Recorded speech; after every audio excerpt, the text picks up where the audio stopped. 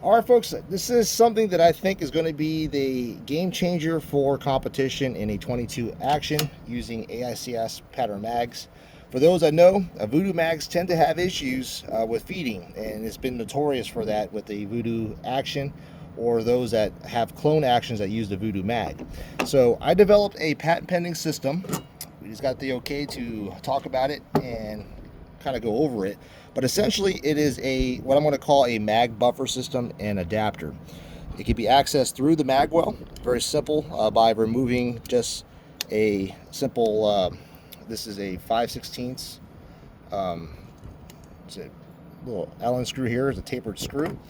Now these are 3D printed for now. We're going to look into possibly getting these made out of aluminum, but essentially you put these inserts into the mag well here. This one's actually fairly tight. I have this one pretty much adjusted for this chassis. Now this chassis is a MDT Gen 1 chassis, and essentially what it does is it takes all the fitment issues away from the magazine. So put this thing on safe. You guys will be able to see that the magazine slop, looking right here, very minimal.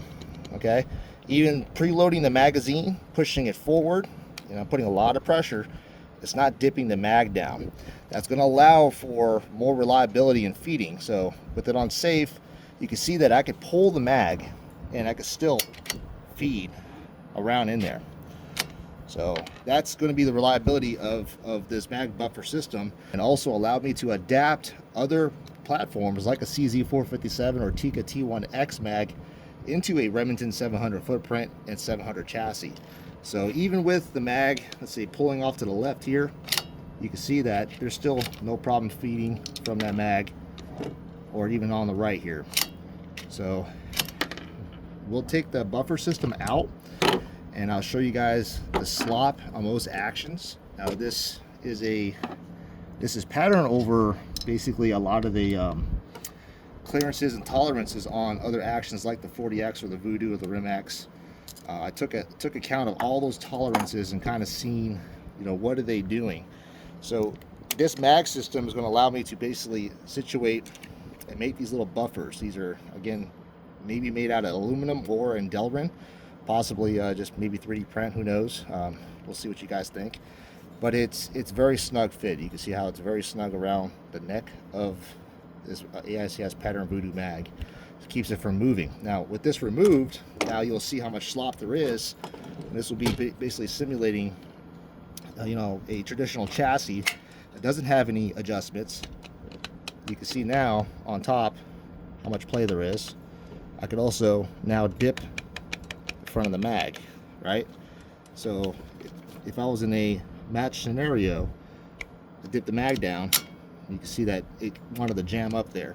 It's still fed, which is pretty surprising, but let's dip it and tilt it a little bit, and you can see malfunction right there. So that's the purpose of the mag buffer system. I also do have a single shot adapter, which allow you to single feed these things. Single shot adapter for the Genesis action from Desert Precision Gunworks. Easily inserted on the mag buffer underneath, but converts the repeater action into a single shot, and you can see how smooth that is. It is super easy to load. Literally throw it in there and you can see that there is just linear movement on that bolt. So that's going to keep basically shaving the bullet and getting this thing up into a tight chamber. So for a repeater action to be converted into a single shot, very easy, just by inserting this little mag buffer from the bottom of the mag well here, taking this set screw off,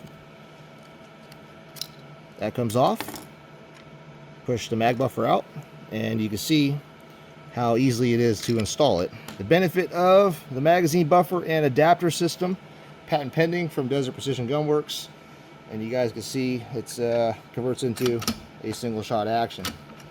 Pretty cool. But again, it's a very simple system. It allows me to basically make these things adjustable for every mag out there. There's mags out there like the L3i that are labeled as universal mags, but again, the tolerances are all different. So removing those tolerances and putting these little mag buffer systems, and these are very, very tight fitting, into the action here will eliminate basically any slop or play. So there's a dovetail in the back of the action that you basically interference fit with that, and then put the mag block down. So again, this one's pretty tight. There you go. And then after that, just get the screw here, lock it down, and you'll see how that works. Now I'm going to simulate a little bit of a match scenario. You'll see me preloading and shooting off of the magazine itself with the rifle basically just on the magazine. You'll see that it doesn't have an issue. So let me demonstrate that real quick. I'm going to have a medium here. I'm going to load a mag here. Put that back on fire. And you'll see that I'm going to put the rifle right on the mag. Okay? So this is typically not how we're going to want to shoot, but this is simulating a match scenario that you're going to have to engage, you know, targets. So that was, I only have one. Oop, there you go, magazine.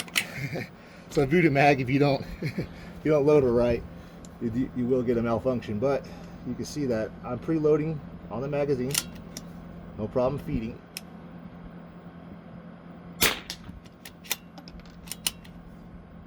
And I can still continue my course of fire. Alright, so I'm going to do something pretty crazy. I'm going to tilt the mag here, kind of leaning on the rifle here, still fed, see, no problem. Okay, do the other side here. This is very, very weird scenarios. This will probably never happen, but this showcases the extreme reliability, being able to feed from the mag. So right here on a hard surface, you can see the whole rifle suspended, still feeds.